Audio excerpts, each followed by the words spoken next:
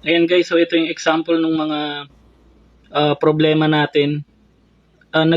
Nagre-research ako ngayon sa Like Anika Family Vlogs. Ito siguro yung isa sa mga reason kung bakit nade-detect nung AI or nung system nung Meta yung yung fake engagement. Although hindi talaga tayo nakikipag-engage sa mga fake groups, yung mga follow to follow, hindi tayo gumagawa niyan, pero yung iba kasi hindi naman natin makokontrol mag-comment ng mga ganito. Ang problema pa nito yung iba, dahil nga yung audience natin hindi lang sa Philippines,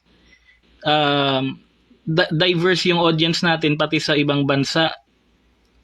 Okay?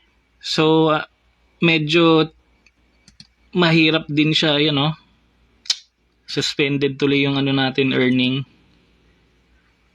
So,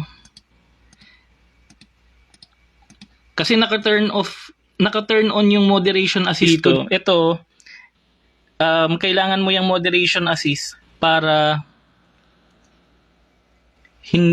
ma-disable mo yung mga spam comments.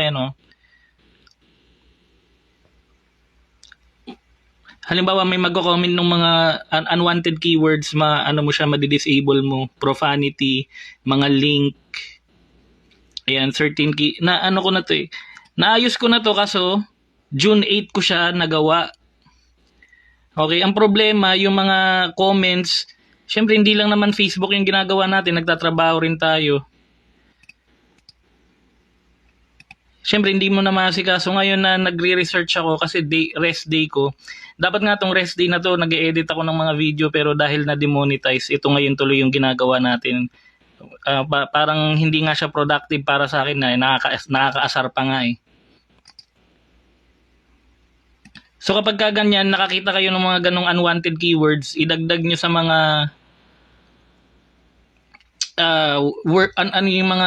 yung dito sa moderation assist, yung mga hide comments containing certain words from your page. So yan, pagkadagdag mo dyan, yan, pinis na natin dito, i-add mo lang siya, tapos isi-save mo lang to. Ayan, yung 3 dots dito. Ay, sorry. Dapat pala. Ayan. Pagka-clinic mo yung anywhere sa labas ng screen, i-save mo lang siya. Tapos masisave na yun dun. Ayan o. Has been saved. Ayun. So, okay na yan. Hindi ko pa rin alam kung maayos to, kung hanggang kailan katagal to. Ang problema kasi sa mga napapanood ko, parang bibilang yata ng buwan o taon eh. Kaya doon umiinit yung ulo ko eh.